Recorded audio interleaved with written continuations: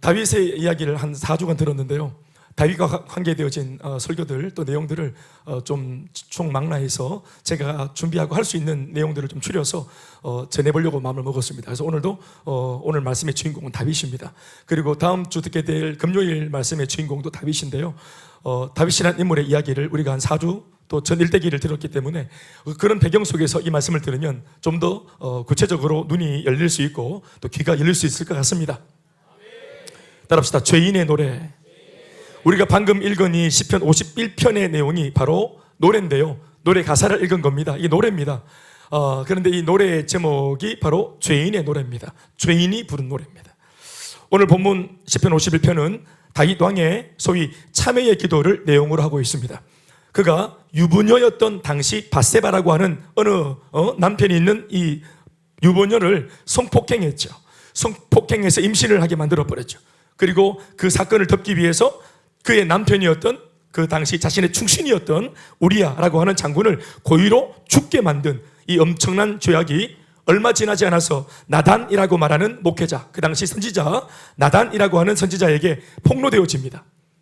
그리고 하나님 앞에 이런 죄가 들춰오지니까 이 다윗이 숨거나 피하지 않고 일왕지사 들켜진 그 자신의 그 죄의 그 어떤 민낯 앞에서 그는 철저하게 자복하고 또 회개하고 그러면서 지어 부른 노래가 오늘 우리가 부른 이 51편의 노래입니다. 그러나 이것은 회개의 기도입니다. 다윗의 회개의 기도입니다. 사실 눈물 없이 부를 수 없고 눈물 없이 읽을 수 없는 그의 그 구구절절한 그 감정과 공감을 가지고 있지 않으면 감히 읽어댈 수 없는 그런 참 마음이 묻어있고 진심이 묻어있는 눈물이 섞여있는 그런 시편의 내용이었습니다.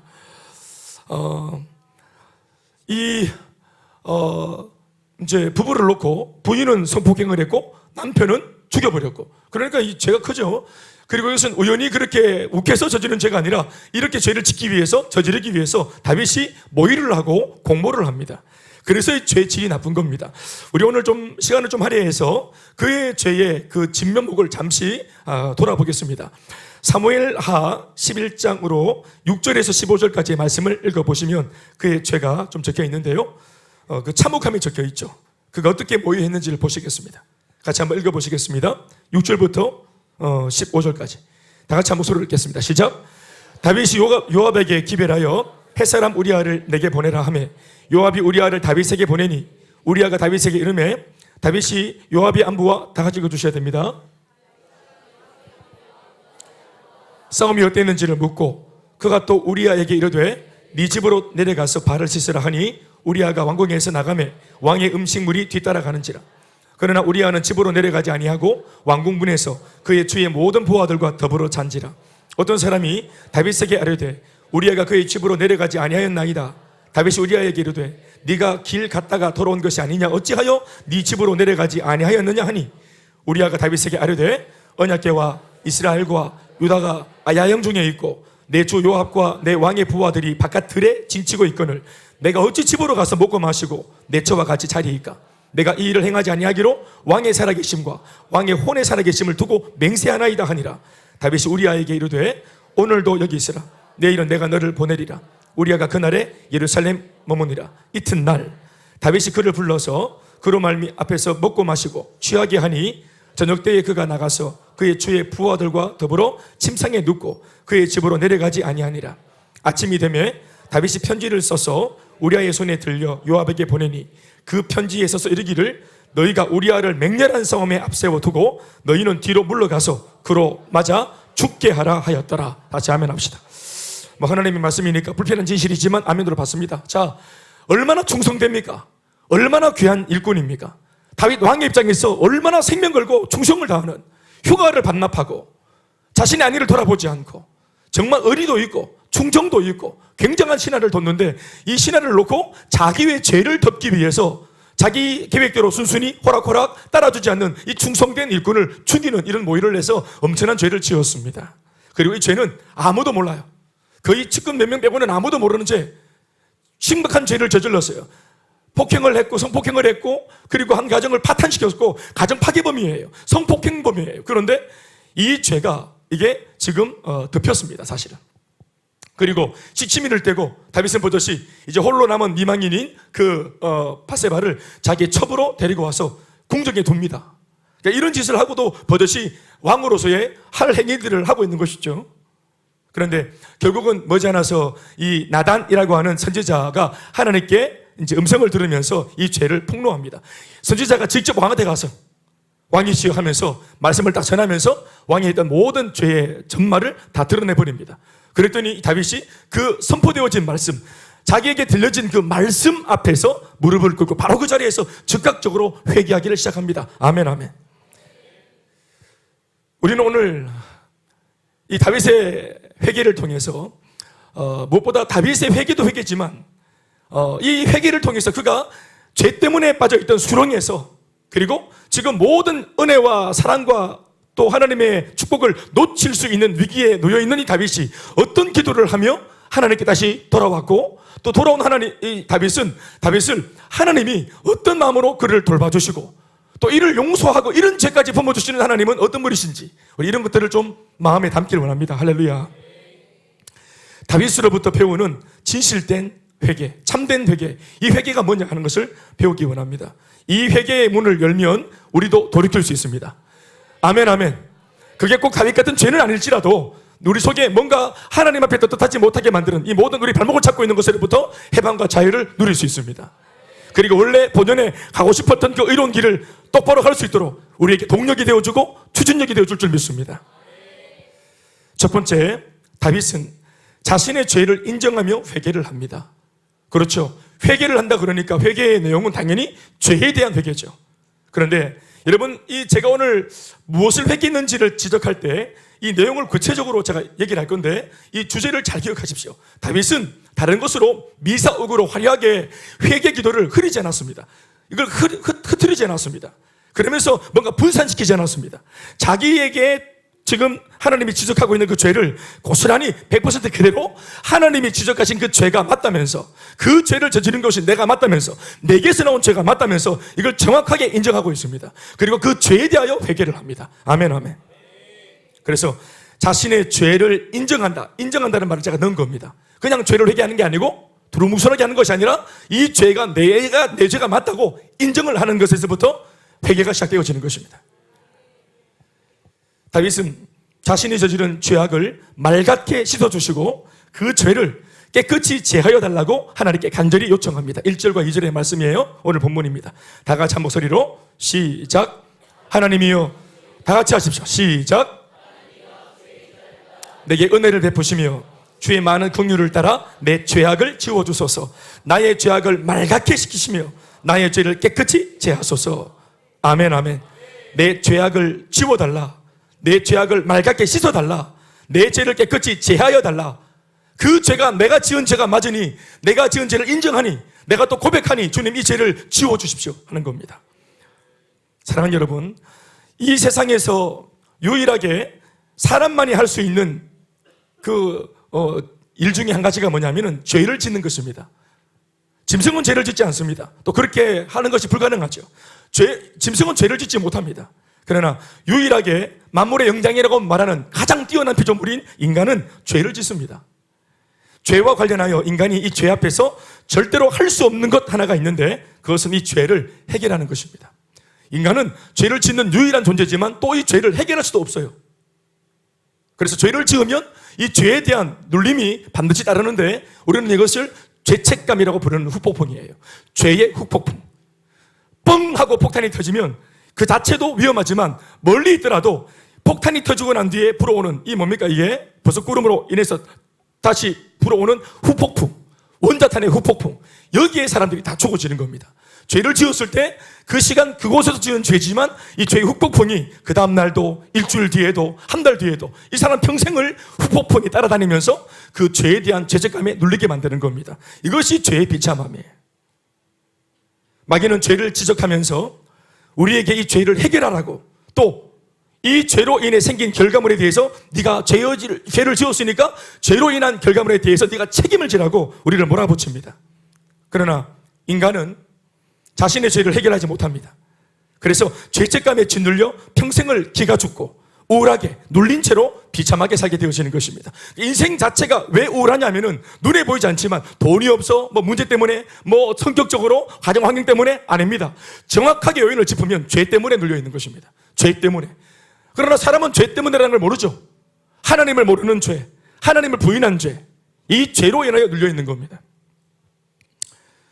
세상을 보면 인간들은 고작 그 죄에 대하여 형을 집행하는 정도, 죄를 지은 죄인에게 형을 집행하고 감금하고 격리시킬 뿐 그 죄인 내면에 들끓는 이 죄의 욕구를 근본적으로 사라지게 만들거나 해결할 방법은 없습니다. 그러니까 감옥에 보내도 전과가 붙는데 이 전과자는 또 죄를 지어요. 그래서 전과 몇 범이 생기는 겁니다. 그러니까 죄를 지은 사람이 계속 죄를 짓고 또 감옥에 들어갔다가 또 다른 사람 만나서 더 큰 죄를 짓고 그래서 계속 이 죄가 확산되어지죠. 바늘 도둑이 소도둑까지 가는 겁니다. 이렇게 형벌을 내린다고, 그 죄에 상응하는 벌을 내린다고 이 죄를 해결할 수가 없어요. 죄는 오직 예수님만이 해결할 수 있습니다. 예수님이 십자가의 죽으심으로 우리의 죄값을 우리 대신 속량해 주시는 그 은혜로 인해서 우리 인간들의 모든 죄는 그 십자가 위에서 완전히 해결될 수 있습니다. 우리가 그런 예수님을 믿을 때, 아멘 아멘, 그분의 나를 향한 희생과 사랑과 대속의 역사를 진심으로 믿을 때 하나님은 우리가 믿는 그 믿음을 보시고 우리의 모든 죄를 깨끗하게 용서하시는 것입니다. 그래서 죄가 해결되는 거예요. 다윗은 범죄한 이후로 자신이 저지른 죄악의 비참함을 뼈저리게 느끼고 있었으나 이 죄로부터 일어나는 죄책감, 이 죄의 후폭풍에서 벗어날 길이 없었습니다. 그러니까 왜 우리가 이런 말 하잖아요. 고린도 후서 5장 17절 말씀에 그런 종 누구든지 그리스도 안에 있으면 새로운 피조물이라. 새로운 피조물, 뉴 크리에이터, 새로운 피조물이라. 아멘 아멘. 새로운 피조물, 어떻게 새로워질 수 있는, 인간은 죄인인데. 그런데 나를 위해 대속하신 예수님의 그 사랑과 십자가의 은혜 속에 이걸 믿고 내가 예수님의 은혜 속에 내 몸을 담그고 인생을 담그면 그 사람은 새로워질 수 있습니다. 그러니까 인생을 새로워지지 못하게 만드는 제일 중요한 요인이 뭐냐면은 바로 우리를 올가매고 있는 죄입니다. 사람이 죄와 붙어 있으면은 절대로 새로워질 수 없고, 그래서 진심으로 이 죄를 아파하고 또 이 죄를 짓고 난 뒤 죄의 후폭풍에 대하여 결과물에 대해서 진짜 이 비참함에 대해서 서글퍼하고 진짜 뼈를 녹이는 이 죄책감에서 정말 고통스러워하면서 이 죄의 참혹함에 대하여 진심으로 회개하기 시작하면은 하나님 편에서는 이 진심 어린 회개를 보시면서 용서를 내미십니다. 아멘 아멘. 용서는 여러분 우리 주권이 아니고요, 또 회개를 한다고 무조건 주어지는 게 아니고 이게 사무적으로 기계적으로 회개를 하는 것은 죄인의 몫이고 그걸 보시고 용서를 허락하시는 것은, 내미시는 것은 하나님의 주권입니다. 그러니까 하나님께서 내 회개를 보시고 나를 용서하기로 당신이 결정을 하셨다. 이게 은혜의 포인트입니다. 그러니까 용서는 뭐냐, 내가 회개했기 때문에 당연하지가 아니라 그분이 내 회개를 보고 거절할 수도 있는데, 치아할 수도 있는데 용서를 하셨다는 거. 그래서 우리는 이 용서를 뭐라고 부르냐면은 은혜라고 부르는 겁니다. 아멘 아멘. 값없이 거둬주신 은혜. 그래서 용서를 받은 사람은 그때부터 하나님의 용서를 더입어서 죄가 청산되어진 사람은 그때부터 죄인이 아니에요. 그래서 이 사람을 놓고 우리는 새로운 피조물이다 이렇게 말하는 것입니다. 그리고 새로운 피조물이 된 이 사람에게 나타나는 놀라운 독특한 현상이 뭐냐면은 내가 이제 존재론적으로 새로워졌기 때문에 그때부터 이 사람은 어떻게 살 수 있냐면은 새로운 인생을 살 수 있습니다. 사람이 새로워지면 그가 사는 인생은 이제 새로워질 수 있어요. 사람이 죄인이면 죄인이 하는 모든 짓은 다 죄예요. 그러나 사람 자체가 의로워졌고 용서받고 새롭게 되었어요. 그럼 이 사람이 살아가는 모든 삶은 이제 의로운 삶이 될 수 있는 겁니다. 그래서 하나님이 거룩하고 경건하고 의롭고 고상한 삶으로 먼저는 우리를 용서하신 이후에, 용서받고 난 이후에 우리를 더 귀하고 값지고 고상한 삶으로 살 수 있도록 은혜를 주시고 이 삶을 허락하시는 겁니다. 그래서 제법 이제는 우리가 나도 살았지만 의롭고 고상한 삶, 예수님만이 할 수 있는 그런 근사한 삶, 복음을 전하여 다른 사람도 살릴 수 있는 그런 삶으로, 남을 위해 기도하는 그런 중보자의 삶으로 몸된 주님의 교회를 우리가 섬길 수 있도록, 마치 그 옛날 레위지 바바 같이, 할렐루야, 이렇게 이런 놀라운 일에 우리가 초청을 받게 되어진 것입니다. 그러나 죄가 우리를 사로잡으면 이런 삶과는 거리가 멀어지는 거예요. 그러던 중 다윗이 그래서 이제 죄를 짓고 난 뒤에 푸른 풀밭, 맑은 물가, 쉴만한 물가, 내 영혼이 소생되어지는 거, 의의 길을 걸었던 거, 목자 되신 예수님, 그 하나님 때문에 경험했던 이 아름다운 삶에 대하여 죄가 들어오면서 이걸 다 놓칠 것만 같은 두려움, 그리고 순식간에 그 좋았던 푸른 초장이 갑자기 죄와 함께 노로바뀌었냐면은 사망의 음침한 골짜기로 둔갑하는 걸 본인이 경험하면서 이러다가 죽겠다 싶은 그 뼈를 녹이는 죄책감이 자기를 사로잡게 된 겁니다. 그래서 벗어나고 싶으나 벗어날 길이 없었다 이 말이죠. 그러던 중에 하나님께서는 그런 다윗 앞에 나단 선지자를 보내셨고, 그를 통해 하나님의 말씀을 듣게 하심으로 그가 숨겨놓았던 죄를 하나님 말씀이 폭로하게 만드셨습니다. 참으로 부끄럽고 비참한 순간이었겠지만 다윗은 숨거나 부인하지 않았고 오히려 이 순간을 자신이 살아날 수 있는 기회로 삼고, 아멘, 하나님 앞에 납작 엎드립니다. 보통 여러분 왕 정도 되면은 자기 치부를 누가 건드리면 어떻게 합니까? 그게 엎드리겠습니까? 인정하겠습니까? 제일 먼저 묻는 게 뭡니까? 이것도 누가 아노? 이래 물어보는, 저 산만디로 좀 따라온나 해가, 따라올 때 삽 들고 따라온다 이래가지고 올라가가지고 나중에 다윗 혼자 내려오는 거예요. 죽여버리죠. 왕의 치부를 아는 사람 죽여버리죠. 자신의 죄를 인정하고 하나님의 자비와 긍휼을 구하기 시작하는 다윗을 우리는 기억합니다. 그래서 오늘의 이 시편 51편 기도가 탄생한 겁니다. 진정한 회개는 죄의식 혹은 죄인식으로부터 시작되어집니다. 죄의식과 인식이라는 말은 같은 말입니다. 뜻이 뭐냐면은 죄가 죄인지 알아먹는 것, 이 죄로 인하여서 어떤 참혹한 결과가 일어나는지를 알아먹는 이 깨달음이에요. 따라합시다. 죄의식. 의식이 있는 거죠. 죄에 대해서. 또 죄인식. 죄를 인식하는 거예요. 아시겠죠? 진정한 회개라는 것은 그냥 덮어놓고 아이고 내가 잘못했습니다 이게 아니라 내가 뭘 잘못했는지를 알고 기도하는 겁니다. 아멘, 아멘. 네. 그래서 우리 저 남편들이 아내한테 뭐 분위기상 눈치가 이상해서 여보 내가 뭔지 모르겠지만 미안하다 이런 말하면 항상 부인들이 안 넘어가죠. 그냥 뒤에 따라오는 말 그게 뭐예요? 두 번째 질문이 뭡니까? 네 죄를 알렸다. 네 죄가 뭔지 고하렸다. 뭘 잘못했냐고 묻죠. 잘 모르겠어요. 분위기상 일단 회개를 했는데 잘 모르겠어. 그냥 뭐 어떤 죄를 우리가 지었나요? 그냥 존재하는 게 죄입니까? 아침에 눈을 떴는데 한숨을 쉬는 부인도 있어요. 남편이 여보 나 직장 갔다 왔다고 문 열고 들어오는데 한숨을 쉬는 분도 계세요. 뭘 했다고? 그럴 때 잘못했습니다. 이건 안 통합니다.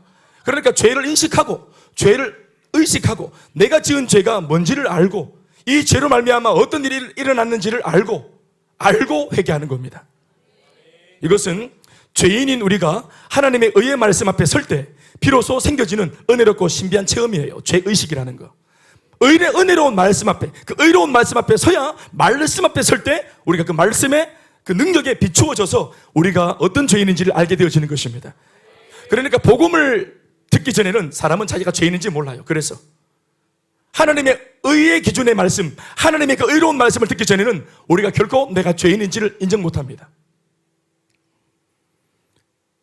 죄인 안에 숨겨진 죄가 하나님의 의의 말씀 앞에 직면하게 되면 그 순간 하나님의 의와 그 거룩이라고 하는 절대 기준이 이 죄인을 마치 거울처럼 비추면서 죄와 붙어먹었던 내 꼬락서니가 얼마나 볼품없고 얼마나 초라한 것인지 또 얼마나 비참한 몰골인지를 인식하게 해주는 것입니다.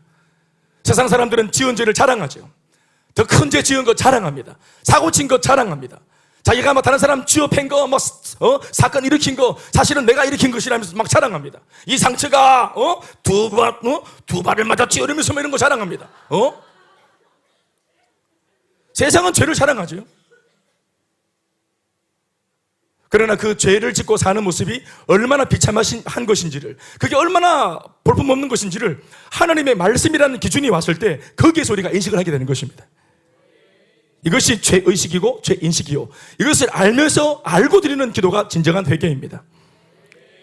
이전까진 그래도 내가 누구보단 낫다, 그래도 내가 이런 사람 혹은 저런 사람보다는 괜찮지 않았나, 내가 옆집 아저씨보다 저집 남편보다는, 내가 저집 아줌마보다는, 내가 어떤 집사보다는 낫지 하는 이런 비교의 기준이 옆에 있는 사람 정도일 때는 넘어갈 수도 있습니다만은 이 비교의 기준이 하나님의 의가 되고 하나님의 거룩이 되어 내가 그 하나님의 기준 앞에 서서 죄를 달아보니 함량 미달임을 알게 되어지는 것입니다.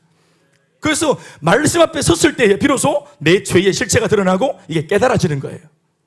그래서 오늘 하나님께서 나단 선지자를 왜 다윗한테 보냈느냐, 이걸 깨달으라고 다윗에게 보낸 겁니다.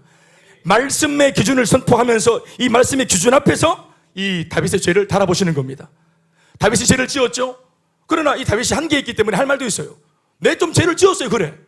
그렇지만 하나님, 내가 한계에 있잖아요. 내가 이때까지 하나님 나라를 위해서 한계에 있잖아요.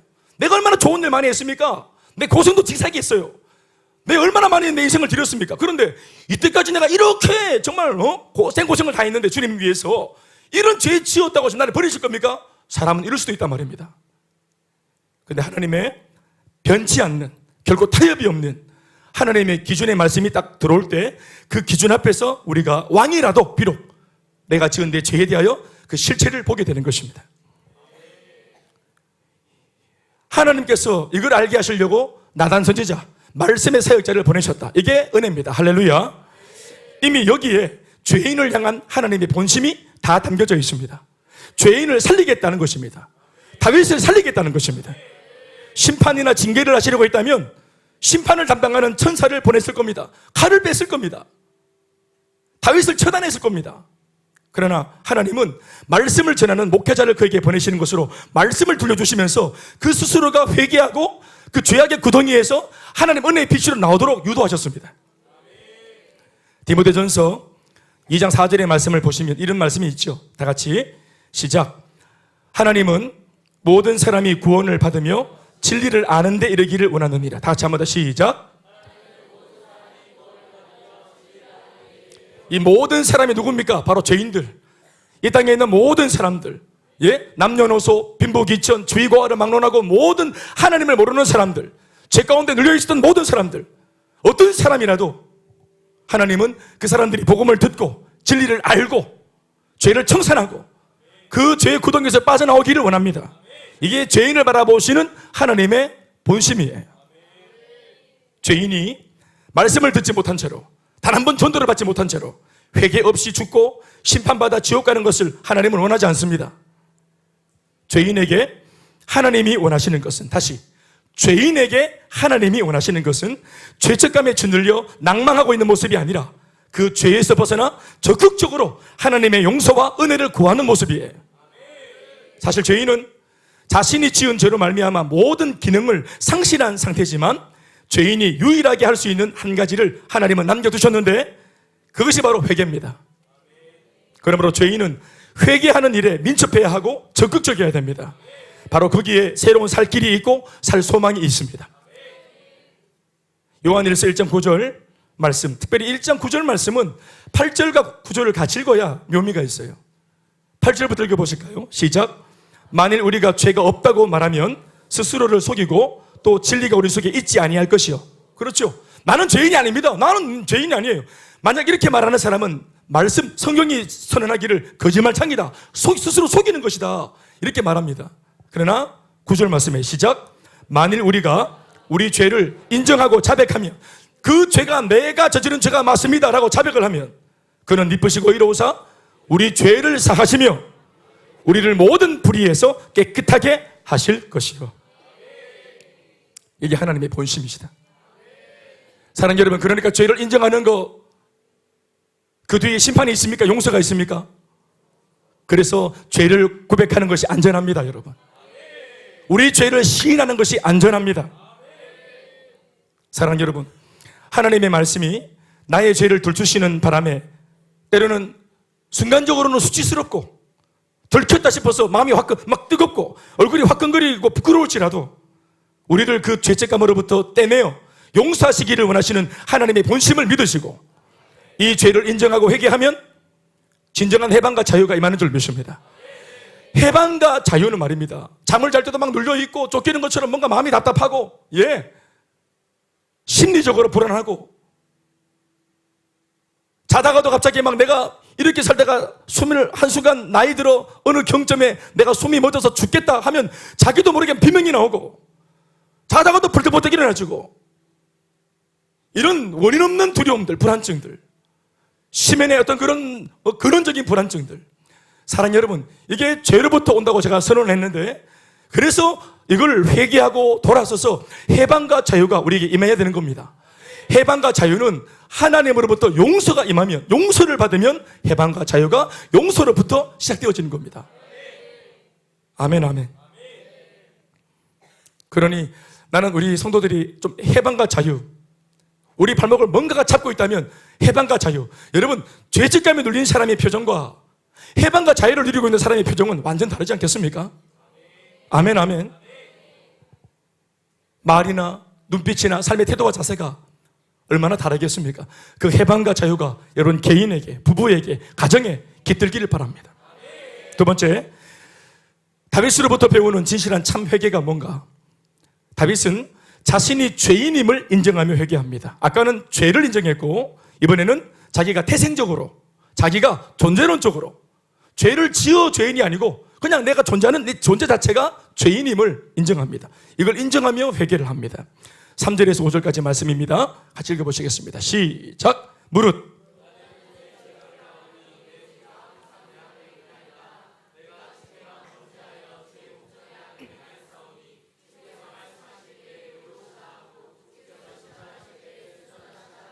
(5절) 내가 죄악 중에서 출생하였으며 어머니가 죄 중에서 나를 잉태하였나이다. 내가 죄악 중에 출생했다. 내가 죄인으로 태어났다. 이런 말입니다. 우리 모든 인간은 모태 죄인입니다. 우리의 DNA는 죄의 DNA입니다.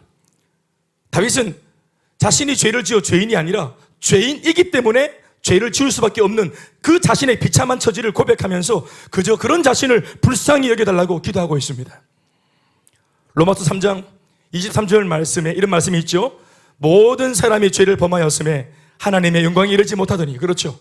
누구도 하나님의 영광에 이르지 못할 뿐더러 하나님의 축복을, 하나님의 은혜를 덧입기에 자격이 안 되는 겁니다. 함량미달이에요. 왜? 모든 사람이 죄를 범한 죄인이기 때문입니다. 그러니까 모든 죄인이 죄를 범하였다, 이렇게 보면 되는 겁니다. 죄를 범하여 죄인이 아니고 죄인이기 때문에 죄를 범하는 거예요. 우리는 그래서 본질상 죄인이다, 이런 말을 하는 겁니다.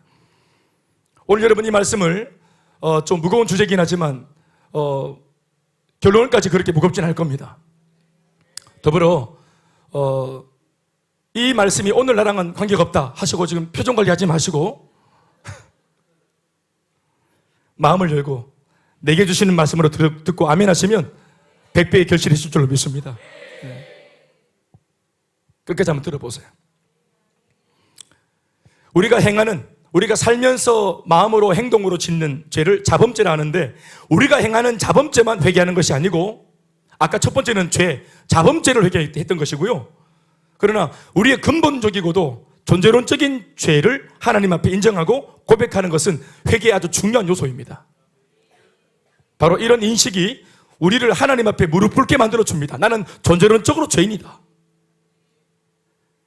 나의 계획하는 바, 내가 생각하는 바, 하루에 사람이 5만 가지를 생각한다고 하는데 이 5만 가지의 수많은 생각 속에 경건하거나 의롭거나 거룩한 것이 아니라 자기도 모르게 죄질 공리, 육신의 정욕, 안목의 정욕, 이생의 자랑과 청년의 정욕으로 충만한 자신을 발견할 때 우리도 놀랄 정도로 어떻게 이런 생각만 가득할까? 그래서 존재론적으로 우리가 죄인이다라는 것을 인정할 때 이 인식이 우리로 하여금 하나님 앞에 진심으로 겸손하게 무릎을 꿇게 만들어줍니다. 우리의 사회적인 타이틀이 무엇이 되었든지 간에 밖에서 우리가 잘 나가는 사람입니까? 타이틀이 좀 있습니까? 밖에서는 우리 꽤나 좀 목에 힘 좀 주고 계십니까? 많은 사람들보다 좀 나은 삶이라고 생각하십니까? 학벌이 있습니까? 가진 부와 명예가 있습니까? 그럴지라도 여러분, 하나님의 의의 기준에 함량된 죄인입니다. 그러니 나는 존재론적으로 죄인이라는 사실을 인정할 때 우리 자신을 하나님 앞에서 항복하게 만들어주는 역할을 하는 겁니다. 이 인식이. 내가 왜 하나님을 믿어야 하는지, 내게 있어 하나님이 왜 필요한지, 하나님이 없이는 나는 왜 안 되는 인생인지에 대한 깊은 고뇌와 애통과 결단이 바로 이 지점에서 나오는 것입니다. 나는 존재론적으로 오늘 목사님 저 말씀처럼 나는 그런 전적인 죄인이다. 나는 전적으로 부패한 죄인이요, 전인격적인 죄인이다. 나의 지정의는 부패했다. 이것을 인정하고 시인하는 회개가 중요합니다. 내가 죄를 안 지으려고, 나쁜 친구 안 만나려고, 음란한 영상물을 거절하고, 세상의 종교적인 문화, 반문화 이런 것들을 내가 등을 돌리고, 그런 죄스러운 환경에 발을 내디디지 않으려고 애를 써도 이미 내 속에서 죄가 철철철 흘러나온다는 사실을 우리는 이미 오랜 경험으로 모두가 알고 있습니다. 다윗도 나라를 지키기 위해서는 이방적과 생명 다해 싸웠습니다. 산 위의 적을 물리치기 위해서는 생명 다해 힘을 다해서 싸웠습니다. 그런데 자신의 마음속에 있는 정욕 하나를 이기지 못하고 정복하지 못했습니다. 요즘 따라 내가 왜 이런지 모르겠다 하는 분들이 이 중에 계십니까? 요즘 따라가 아니라 사실은 늘 그래왔고 평생을 그만하게 살아왔습니다. 미안한 말이지만 하나님의 은혜 덕분에 이만큼 사람 구실하는 거 아닙니까? 그런데 그런 우리가 자칫 착각을 해서 은혜가 빠져나가 버리고 교만하고 무지해서 내가 마치 처음부터 목사인 것처럼, 저 같은 사람이 사람들이 자꾸 뭐 목사님 하니까 처음부터 내가 그냥 존재론적으로 태어날 때 그냥 십자가 그리면서 나온 것처럼, 셀리더도, 교회를 섬기는 국장님들도, 또 직분자들, 장로님이나 권사님들도, 집사님들도, 사랑하는 여러분, 우리가 어디 출신인지 기억하셔야 됩니다. 우리가 존재론적으로 애초에 우리가 어떤 사람이고 어디에서 출발한 사람인지를 알아야 됩니다. 그래야 하나님의 은혜를 귀히 여길 수 있게 되어지고, 아멘 아멘. 내가 어디에서부터 출발했는데 지금은 이렇게 내가 은혜를 입었구나 할 때 지금의 은혜가 세상 감사하고 귀한 겁니다. 그리고 내 앞에 서 있는, 또 우리 주변에 있는 이런저런 사람들의 미숙함들, 나랑 성향이 다르고 성격이 다르고 삶의 스타일이 다른 사람들을 보면서 그런 사람들을 용납할 수 있는 거예요. 왜요? 그 사람들의 지난 모습이 지난날 내 모습이기 때문에 그렇습니다. 아멘 아멘. 우리도 은혜를 받고 말씀의 은혜를 통해서 이 정도 성장해서 그런 거지, 봐줄만 하지. 똑같아 말이면 똑같아. 근원적으로 똑같습니다. 다윗은 자신이 저지른 그 끔찍한 죄를 들여다보면서 이런저런 사람 한두 가지 죄 목록을 고백하는 정도가 아니라 아예 자신 자체가, 존재 자체가 죄인이라고, 존재 자체가 이런 어떤 죄도 발생시킬 수 있는 위험천만한 죄인이라는 사실을 고백합니다. 죄도 고백했지만 자기 자신이 죄인이라는 사실을 고백합니다. 지금은 바세바를 범하는 정도, 사람 하나 어렵게 만드는 정도, 이런 죄가 툭 튀어나왔는데 향후 이 사람이 평생 살면서 이 죄를 누군가가 멈춰주지 않는 한은 끊임없이 또 다른 바세바, 또 다른 우리야, 또 다른 더 큰 사고, 그 자체가 죄인이기 때문에 평생을 돌아다니면서 어떤 사고도 칠 수 있는 사람이 다윗입니다. 그래서 자기 자신을 오늘 고발하고 있는 것입니다. 내가 지은 죄도 문제지만 주님, 나 자신이 문제라고. 이해가 되시면 아멘 하실까요? 그래서 지금 이렇게 아주 철저하게 고백을 하고 회개를 하고 있죠. 이렇게까지 죄를 회개하고 자신의 존재를 고발하면서 회개하는, 이런 지금 회개하는 다윗은 지금 몰락하는 중이 아닙니다. 회개 기도하는 사람, 죄를 고발하는 사람, 그 죄 때문에 눈물로 통해하는 사람, 약해 보이지만, 못나 보이고 찌질해 보이지만 몰락하는 중이 아니에요.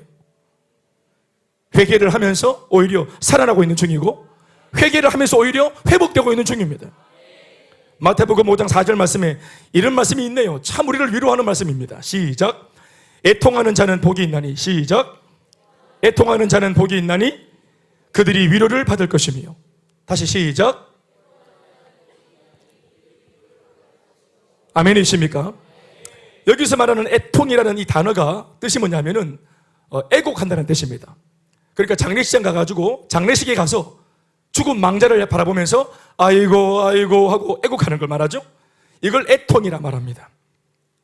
그럼 오늘 이 마태복음의 말씀에 애통하는 자, 애통한다는 사람은 누굽니까?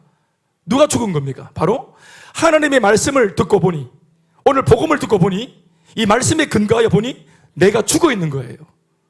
지난날 산다고 살았는데 복음을 들어보니까 예수 없이 산 것은 삶이 아닌 겁니다. 살아있는 송장과 같은 거예요. 생명이 없어요. 이걸 말씀을 통해 알게 된 겁니다. 나의 존재가 어떤 존재인지를. 그래서 자기 자신의 죽음을 뒤늦게 발견하고 애통하는 겁니다.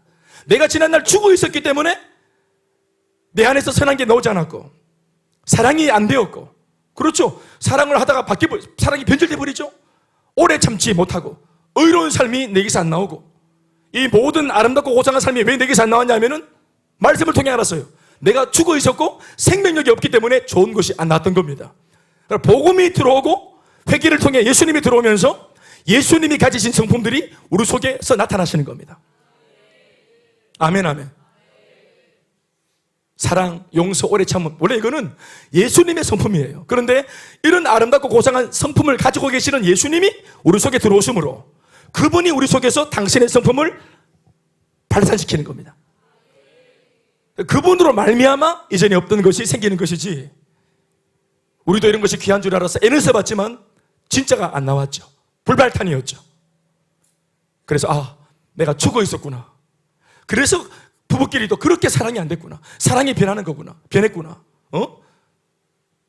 아무리 좋은 것을 경험해도 오래 못 가고 자꾸 부정적이고 끝을 내려고 하고 사달만 나면은 무조건 막 머릿속에 도망갈 생각을 하고 피할 생각을 하고 비겁하고 쪼잔하고 이렇게 뭔가 고상하지 못한 삶을 추구한 것이 뭐냐면은 내가 죽어 있었기 때문이고 죄에 발목 잡혀 있었기 때문이구나. 그래서 이걸 뒤늦게 알고는 애통을 하는 겁니다. 여러분, 예수님 복음을 들으면서 애통해 보신 분 계시죠? 자기 가슴을 치면서 내 죄를 어찌할꼬, 하나님 모르고 살았던 죄, 그때 모르고 내가 했던 말들 통해서 상처받았던 사람들, 그것 때문에 마음 아파하고 울었던 적 있죠? 애통입니다. 그런데 자신의 죄 때문에 애통하는 자는 말씀은 복이 있나니 그들이 하나님으로부터 진짜 위로를 받게 될 것입니다. 사랑하는 여러분, 이것이 오늘 저와 여러분 모두의 기도일 수 있기를 바랍니다.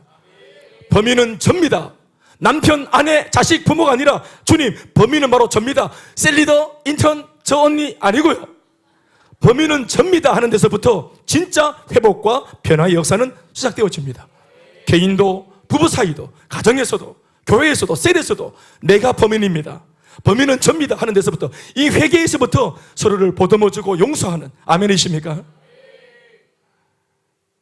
그러나 반대로 범인은 늡니다 하니까 전쟁이 일어나죠. 범인은 늡니다 하면은 부부싸움이, 전쟁이 일어나는 겁니다. 그러나 나의 진면목을 인정하고 받아들이면 옆에 있는 사람들이 위로하고 격려하고 품어주는 것입니다. 그러니 하나님의 이 성경의 말씀은 참으로 지혜 위에 지혜입니다. 아멘, 아멘. 세 번째, 다윗은 하나님께서 자신에게 원하시는 것이 뭔지를 알고 기도합니다. 비록 죄인이 되었지만 죄를 지은 죄인 고기도 못 들겠어. 나단으로부터 말씀을 들으니까, 말씀을 비춰보니까 와, 부끄러워 죽겠어. 그리고 무엇보다 하나님이 다 알고 계셨네, 하나님 다 보고 계셨네, 내가 은밀한 데서 지은 죄를 하나님 다 보고 계셨네, 이게 들키니까 그렇게 수치스럽고 부끄럽고 난리가 나서, 그런데도 다윗이 기도하는 중에 뭘 알게 되었냐면은 하나님께서 죄인인 자신에게 원하시는 것이 있다는 사실을 그가 알고 이거 붙들고 기도하고 있습니다. 아멘, 아멘. 사실 우리가 죄인에게 뭘 기대하겠어요? 우리가 보통 사람들이 죄인에게 뭘 기대하겠습니까? 근데 다윗이 죄인이면서도 기도하는 중에 성령의 감동으로 비록 죄인이 되었지만 하나님이 죄인인 나한테 원하시는 것이 뭔지를 알고 기도하기 시작합니다. 그게 뭘까요? 하나님이 죄인에게 원하시는 게 뭘까요? 구석에 찌그러져서 기죽어 있는 모습입니까? 찌그러져 있어. 어디 나대고 있노? 면목이 없으니까 알아서 그 교회에서 사라져라, 우리 신에서 사라져라, 알아서 사라져라. 내 입에서 또 더러운 거 또 뭐 묻혀야 되겠나? 알아서 사라, 이런 겁니까? 자책하며 패배의식에 사로잡혀서 분위기 다운시키는 겁니까? 똥개놈이 성낸다고 인사 소리 앉아가 있는 겁니까? 아니죠. 여러분 뭐겠습니까? 죄를 지은 죄인을 향하여 하나님 아버지가 단번에 가지시고 원하시는 게 있습니다. 그게 뭔지 아십니까? 다시 일어나는 겁니다. 다시 살아나는 겁니다. 다시 회복되어지는 것입니다. 자, 100번째 넘어졌어요. 양심에 들려오는 썩어 문드러진 이 썩은 양심은 말하기를 네가 인간이냐? 99번 용서를 받았는데, 100번을 용서받았는데 네가 또 넘어졌냐? 100번을 용서받았는데 넘어졌냐? 네가 인간이냐? 그래 막 눌리는 기라. 그래 100번은 좀 넘어간 것 같다. 뭐 나는 이제 포기해. 난 이제 동화사 가야 되겠다. 이래 마음을 먹고 있는데 하나님의 성령의 음성은 뭡니까? 우리가 내가 지은 죄가 몇 개인지를 세알해보고 100개나 내가 죄를 지었네. 양심 있으면 내가 교회를 떠나야지. 이게 아닙니다. 101번째 다시 일어나는 걸. 100번째 넘어진 사람에게 성령이 원하시는 것은 101번째 예수 이름 부르시면서 일어나는 거예요. 믿습니까?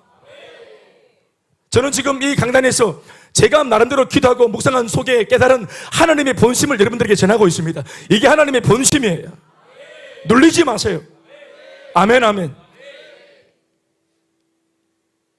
오늘의 다윗이 죄 지은 부족한 모습으로 등장해 있지만 지나온 시간, 과거 수많은 시간 동안 그는 수많은 하나님과의 아름다운 교제 안에서 과연 하나님이 어떤 분이신지를 너무 잘 알고 있었던 거예요. 죄 중에 눌리는 중에 이게 기억이 났어요. 내 하나님이 어떤 분이신지. 누가복음 15장에 집 나간 아들이 어떻게 돌아올 수 있었어요? 죄 짓고 재산 다 탕진하고 돼지 죽통 뒤지면서 돼지한테도 치고 이래가 완전 거지 중에 산거지가 되어 있을 때 그가 아버지께 돌아갔는데 아버지께 돌아갈 수 있었던 비결이 뭐였어요? 그가 뭘 떠올렸어요? 내 아버지 집의 풍성함, 내 아버지 집의 풍족함. 우리 아버지 집에는 품꾼들도 다 배가 부르고 모두가 잘 살고 행복한데 내가 아들의 자격은 잃었지만 품꾼 중에 종 중에 하나로 써달라고, 나를 좀 써달라고, 종으로 써달라고 내 아버지께 빌어봐야 되겠다. 아버지의 풍성함을 떠올리니까 돌아갈 수 있는 겁니다. 이걸 떠올려야 돼. 그런데 아버지와의 평상시 교류가 없었으면 아버지의 풍성함, 아버지의 성격 이거 기억이 안 나겠죠. 다윗이 오늘 죄를 지은 중에 사망의 엄침한 골짜기에 빠진 중에 왜 이걸 떠날 수 있었습니까? 지난날 푸른 초장으로 인도하셨던 하나님, 나를 쉴만한 물가로 인도해주셨던 하나님, 넘어지고 자빠질 때마다 다그치고 야단치지 않고 있는 모습 그대로 받아주시고 내 영혼을 오히려 소생시켜 주셨던 하나님, 그 하나님의 선하심을 떠올린 겁니다. 그래서 하나님이시라면, 그 하나님이시라면 비록 내가 죄를 지었지만 오늘 나한테 뭐를 바라실까 이렇게 떠올린 거란 말입니다. 아시겠습니까? 돌아가면 그냥 바로 그냥 들어올 때, 문 열고 들어올 때 바로 그냥 죽통 날아가고 이러면 이빨 틀리고 그러면은 야, 돌아갔다가는 박살 나겠지. 못 돌아갑니다. 못 돌아간다고. 한 달 만에 셀로 돌아가는데 셀 리더의 그 넉넉함과 셀 리더의 인자함과 이게 떠올라야 돌아갈 수 있다. 오늘 셀가족 모임 한다면서 현관에 덫을 놓고 지덫 이렇게 막 놓고 이래가 막 셀가족들이 막 닌자처럼 올라타가고 목 아프고 이래가 막 아파트에 막 난간에 막 달아보고 이렇게 막 심판하는 셀이면 돌아갈 수 있겠습니까? 비록 내가 떠나나왔지만 셀의 그 풍성함, 셀가족들의 사랑, 교회의 사랑, 아멘, 아멘. 이게 떠올라. 내가 어디에 있을 때 가장 빛나는 사람이었는지, 내가 어떤 자리에 있을 때 가장 행복했었는지, 아멘, 아멘. 지난날 하나님 손에 붙들려서 아름답게 쓰임받았던 아름다운 그 시절이 떠올라야 돌아갈 수 있는 거예요. 이거 명심하십시오, 여러분. 비록 오늘 무너진 삶으로 자빠져 있다 해도 돌아갈 길을 알고 있고 그것을 다시 기억해낸다는 것이 진짜 은혜입니다. 이게 길이, 돌아가는 길이에요. 돌아갈 길을 알아야 돼, 길을. 길이 뭡니까? 하나님이 어떤 분이신지를 아는 걸 길이라고 하는 거예요. 그 공동체의 가치를 떠올릴 수 있는 것이 길입니다. 그래서 우리는 매사에 하나님과의 풍성한 교제를 은혜 중에 잘 해놔야 하는 것입니다. 어린 시절 주일학교 경험이 그래서 필요합니다. 살다가 너무 바빠서 죄를 짓고 지 맘대로 탕진하고 살다가도 주일학교 시절에 뜨겁게 체험했던 그 하나님이 유년 시절의 주님, 주니어의 하나님, 파워 주니어, 슈퍼 주니어. 그때는 막 정신머리 없이 그냥 난잡하게 이렇게 설치고 다녔지만 그 좋았던 기억이 떠올라야 인생을 살면서 하나님을 떠올리고 누군가가 복음을 전해주면은 나도 옛날 교회 다녔다고 떠올리고 적어도 동화사는 안 가는 겁니다. 아멘입니까? 청소년 시절 너희들, 청년 시절 너희들, 이 시절에 한 번쯤 이상은 하나님을 정말 지문이 남고 자국이 남도록, 스티그마 자국이 확 남도록, 하나님의 손가락 5개가 확 남도록 한번 뜨겁게 붙잡힌 경험이 있어야 된다. 아멘, 아멘. 사람 일을 모르기 때문에 우리가 또 오래 살다가 하여튼 잡아주고 쓰러지고 사망의 장고 쪽에 막 기어 들어갈 때 그럴 때 나올 수 있는 기라.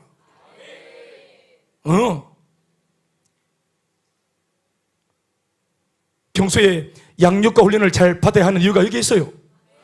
훈련의 의미와 가치마저도 이것으로 설명할 수 있습니다. 길을 만들어 놔야 됩니다. 하나님께로 돌아오는 길, 은혜를 회복하는 길. 어떤 분들은 목사님 기도 많이 하는, 저 대신 기도 많이 하는 내 마음으로 돌아가는 길입니다. 천국 가는 길. 저보다 열심히 하는 내 남편이 그 길입니다. 내 주변에 있는 누군가가, 우리 부모가 그 길입니다. 천만의 말씀이에요. 자기와 하나님 관계에서 그 길을 만들어야 돼요. 또 그 길을 기억하고 다시금 잘 돌아올 수 있어야 하겠죠? 오늘 여러분, 오늘 우리 중에 이 예배를 드리기 위해서 나와 있는 이 예배 드리는 이 순간이 바로 하나님께 돌아가는 길입니다. 믿습니까? 오늘 아침에 막 진짜 나오기 싫은데 막 그냥 막 억지로 나왔다. 막 그냥 막 또 셀리도 막 전화 오니까 막 그냥 막 나왔다. 에? 마음이 없어도 길로 들어설 수 있는 길아. 아멘, 아멘. 여기가 회복되는 길입니다. 여기가 돌아가는 길이에요. 하나님은 선하신 분입니다. 아멘, 아멘. 돌아오면 반드시 용서하시는 사랑의 하나님이십니다. 아들이 양팔 벌려서 아빠하고 달려올 때 가속이 붙었죠. 아빠가 달려가면서 막 플라잉 니킥으로 옥수수 막 틀어보고 이래 하는 분이 아닙니다. 아멘, 아멘. 그러니 죄를 숨기지 말아야 합니다. 내가 죄를 숨길 때, 나단 선지자님, 목사님, 그거 내 죄가 아니에요. 나 그런 사람 아니에요. 내가 내 죄를 숨길 때 사실은 내가 죄를 숨기는 것이 아니고 죄가 나를 숨기는 거예요. 하나님께 못 돌아가도록, 해방과 자유를 누리지 못하도록. 우리는 자기가 은근히 이건 지혜다, 이거는 센스다 생각합니다. 즉흥적으로 임기응변이 강하다 생각하겠죠? 이 말씀 막 선포될 때 자기는 아닌 것처럼 저 사람인 것처럼 임기응변, 아무도 눈치 못 챘겠지. 이게 이러면 내가 숨긴 게 아니고 죄가 나를 숨기는 거예요.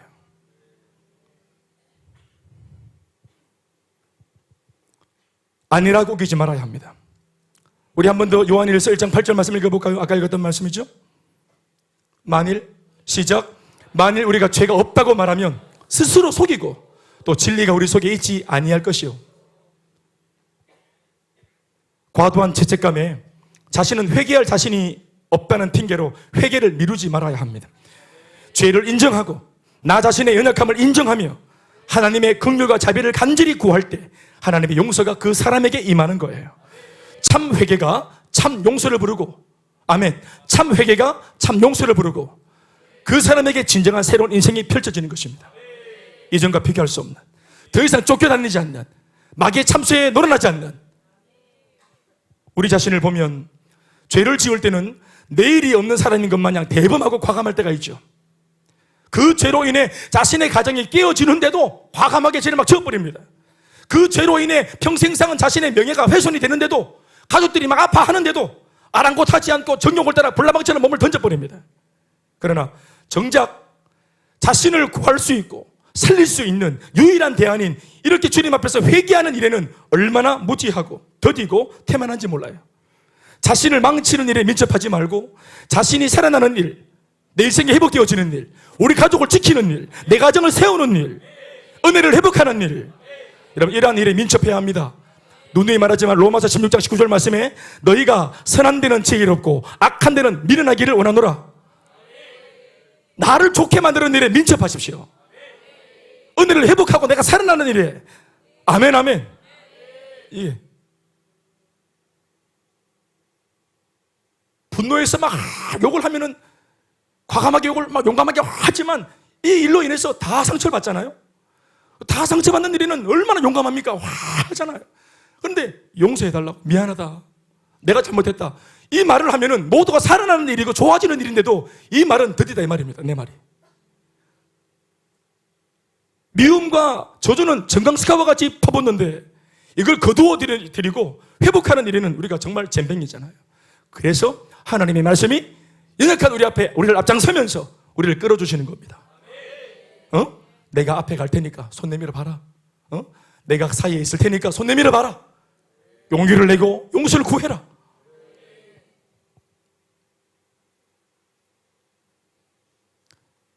말씀을 더 읽어보시면 심지어 다윗은 자신이 다시 하나님께 돌아서면 하나님께서 그런 자신을 기뻐하실 것이라는 확신도 있어요. 8절 말씀, 내게 즐겁고 기쁜 소리를 들려주사. 내가 애통하고 회개하고 주께 돌이킵니다, 내 죄입니다 하고 내가 이렇게 내 죄를 고백할 때 하나님으로부터 내게 들려오는 소리, 어떤 소리 내가 원합니까? 내게 기쁘고 즐겁고 기쁜 소리를 좀 들려주십시오.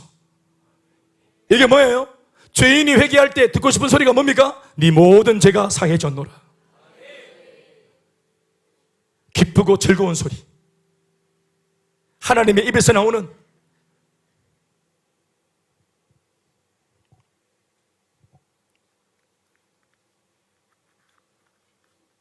우리가 비록 죄인이지만 하나님께 기도할 때 바라는 거 있잖아요. 하나님도 그걸 아십니다. 우리가 그 음성 듣길 원합니다. 회복이 되었다, 깨끗이 용서가 되었다, 봉에서 서가 먼 것처럼, 야야 나는 네 죄를 다 던져버렸다. 저 끝으로 막 던져버렸다. 저 끝 던져버렸다. 막 둘둘둘 돌리가 막 저쪽에 막 던져버렸다. 기억도 안 한다. 시편 103편 12절 있는 말씀처럼, 동에서 서가 먼 것처럼 내가 너희 죄를 멀리 던졌다. 기억하지, 다시는 기억하지 않겠다. 아멘, 아멘.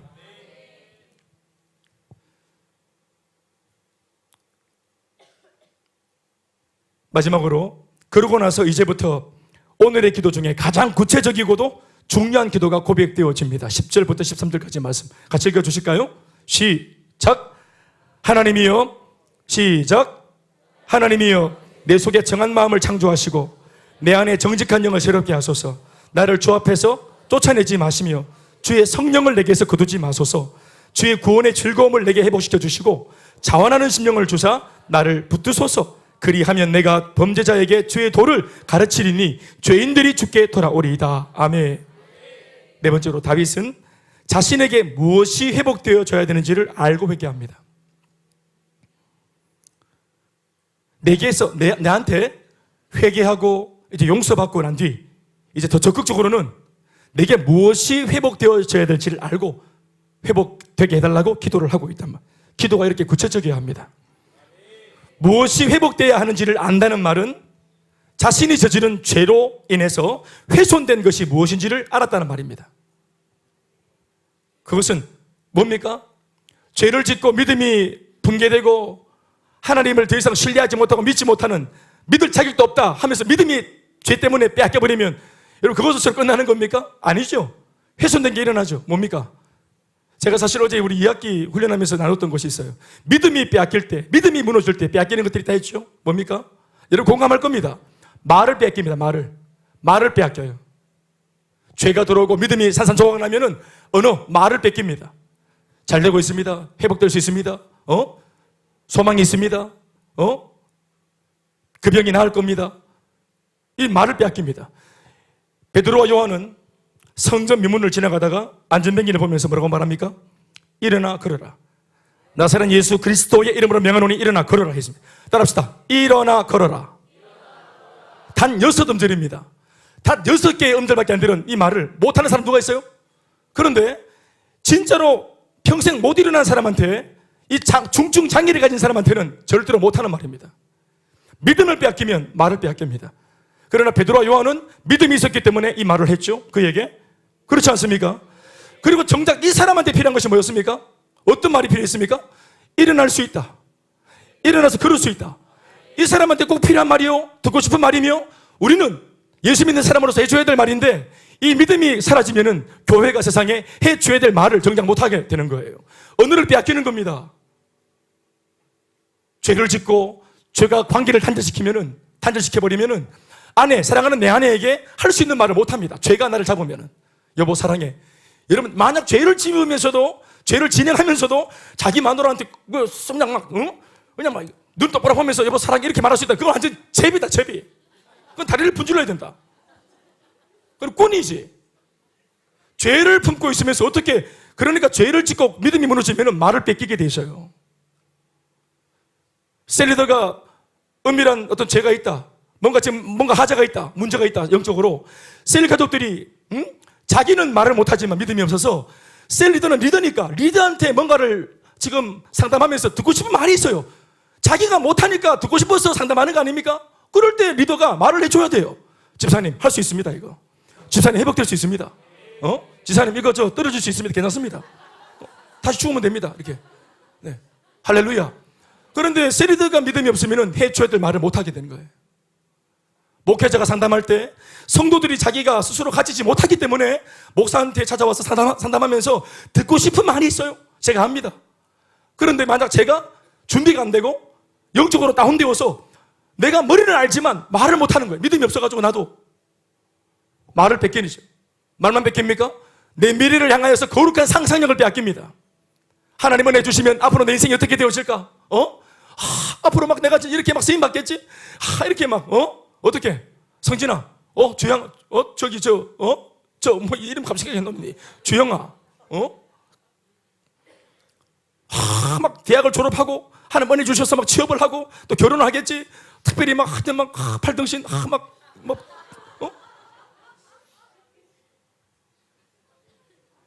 집사가 되어서 막 안집사가 되어서 막 섬기고 막 세리드가 되어서 달려가고 거룩한 상상을, 미래에 대한 아름다운 전망을, 꿈을, 아멘.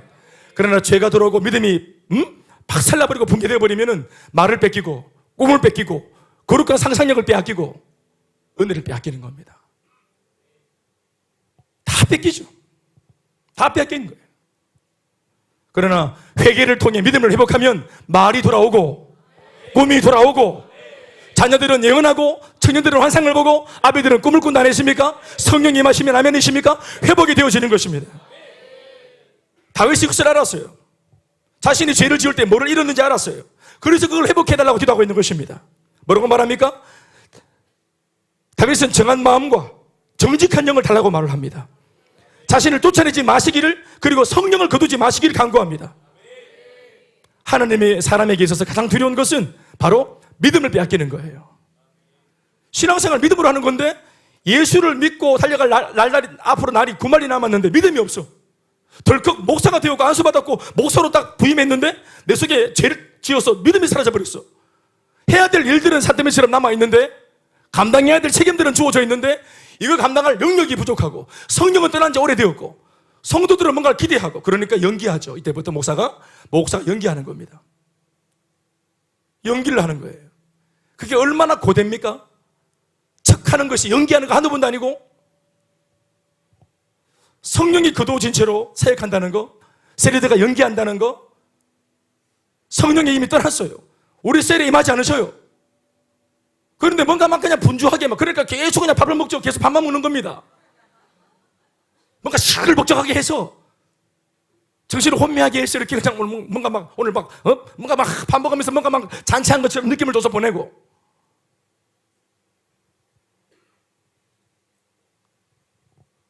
말씀 맺겠습니다. 마지막 5번째 이야기를 하고 마칠게요. 말씀 맺겠습니다. 그래서 이러한 사실들을 놓고 내게 회복되어져야 될 것들을 다시 주십사, 돌아오게 해달라고 기도하는 것입니다. 아멘. 구원의 기쁨과 자원하는 마음, 이 두 가지가 참 중요한 기도입니다. 우리가 다시 찾아야 될 아주 중요한 기도 제목입니다. 신앙생활의 첫 단추는 구원의 기쁨이고, 그리고 그 기쁨에 감격해서 사역도 하는 거 아니겠습니까? 그런데 사역의 첫 단추는 자원하는 마음이에요. 성도들이 교회를 섬기는 것은 자원하는 마음이 배경이 되어져야 사역을 할 수 있어요. 그러니까 신앙의 첫 단추는 구원의 기쁨이고 사역의 첫 단추는 자원하는 마음이에요. 아멘. 기쁨으로 사역을 하면 사역으로 인해서 기쁨은 더 커져가고 멈출 수 없습니다. 아멘. 오히려 기쁨을 체험했는데 아무것도 사역하지 않으면 그 기쁨은 소멸되고 마는 것이죠. 반대로 기쁨 없는 사역은 성도를 골병들게 합니다. 내가 받은 구원의 감격이 없이, 은혜 받은 것이 없이, 공급받는 게 없이 일만 하는 거, 기능만 늘게 되고 노련해지고 나중에는 마음이 없이도, 진심이 아니면서도 반사신경과 운동신경으로 일만 하는 교회의 소모품이 되고 마는 것입니다. 다윗은 이런 비참한 꼴을, 껍데기만 남은 신앙생활을 하고 싶지 않았습니다. 그래서 알곡처럼 꽉 찬 신앙생활, 두 가지입니다. 두 가지의 기둥, 구원의 기쁨과 감격, 그리고 하나님을 평생 내가 좋아서 하는 이 자원하는 마음이 회복될 수 있도록, 이걸 달라고 말하는 것으로 봐서 그가 죄를 지었을 때 자기가 감지했겠죠. 뭐가 사라졌어요? 구원의 기쁨이 사라졌었고 자원하는 마음이 사라졌더랬어요. 그리고 그 순간 비참함을 느꼈습니다. 그래서 회개하는 그 과정 속에 이 두 가지가 다시 회복되어지기를 간구하고 있는 것입니다. 그래서 다윗은 마지막으로 용서를 확신하며 평생 진정한 예배자가 되어 살기로 결정을 합니다. 이제 회개 끝에, 아멘 아멘, 네 가지의 회개 끝에 마지막, 내 평생 나에게 새로운 기회를 주시고 용서의 은혜를 베풀어 주신 하나님을 위해 예배하는 자로 평생 살기를 결정을 합니다. 16절에서 19절 말씀 우리 다 같이 한 목소리로 크게 읽겠습니다. 시작. 주께서는 제사를 기뻐하지 아니하시나니 그렇지 아니하시면 내가 드렸을 것이라. 주는 번제를 기뻐하지 아니하시나이다. 하나님께서 구하시는 제사는 상한 심령이라. 하나님이여 상하고 통회하는 마음을 주께서 멸시하지 아니하시리니 주의 은택으로 시온에 선을 행하시고 예루살렘에 성을 쌓으소서. 마지막, 그때에 주께서 의로운 제사와 번제와 온전한 번제를 기뻐하시리니 그때에 그들이 수소를 주의 제단에 드리리이다. 아멘 아멘. 다윗이 마지막 뭘 깨달았어요? 내가 죄인인 상태에서는 어떤 화려한 예배를 드려도, 이 제사를 드려도 하나님은 화려한 제사와 이 예배에 속지 않는다는 걸 알았습니다. 예배도 필요가 없다는 걸 알았습니다. 죄인인 채로 아무리 화려한 그런 막 양을 잡고 소로 잡아서 엄청난 강수 같은 기름을 부어드려도 하나님 이런 예배를 안 받는다는 것을 알았어요. 하나님께서 주목하시는 것은 예배가 아니라 예배자입니다. 왠지 아십니까? 예배자에게서 예배가 나오기 때문입니다. 좋은 예배자에서 예배가 나오고, 좋은 정직한 예배자에게서 정직한 예배가 나오고, 은혜로운 예배자에게서 은혜로운 예배가 나오는 것입니다. 사람은 안 바뀌고 적성하나 하듯이 하나님 이거 먹고 떨어지세요 하고 자기 삶은 형편없으면서 주머니에서 뭔가를 끄집어내어서 드린다고 주님 받으시겠습니까? 그 금액이 어마무시한 금액이라도 주님 그 물질을 받으시겠습니까? 사람을 보시는 겁니다. 사람을 받으시는 거예요. 그래서 다윗은 죄인인 채로 예배를 드릴 수 없다는 걸 알고 여기서 예배관이 달라집니다. 내가 얼마나 중요한 사람인지, 그리고 하나님께서 얼마나 나 같은 변질되어 버렸지만 나를 회복해서라도 결국 다윗이 드리는 이 예배를 하나님 받고자 당신이 그렇게 애를 쓰고 계시는지, 이게 하나님의 의지입니다. 얘가 타락하면 던져버리고 죄를 품는 게 아니고 하나님은 굳이 끝까지 이 사람이어야 된다는 거예요. 하나님의 고집과 의지는 반드시 여러분이어야 합니다. 여러분들을 대체할 누군가를 집어넣는 거 아니고, 여러분 못나서도 여러분, 잘났어도 여러분, 부족해도 여러분입니다. 여러분들이 예배자로 서서 나를 회복하시고 나를 용서하신 주님의 은혜에 감동해서 평생의 좋은 예배자 되기를 주의 이름으로 축복합니다. 하나님께 박수하시겠습니다.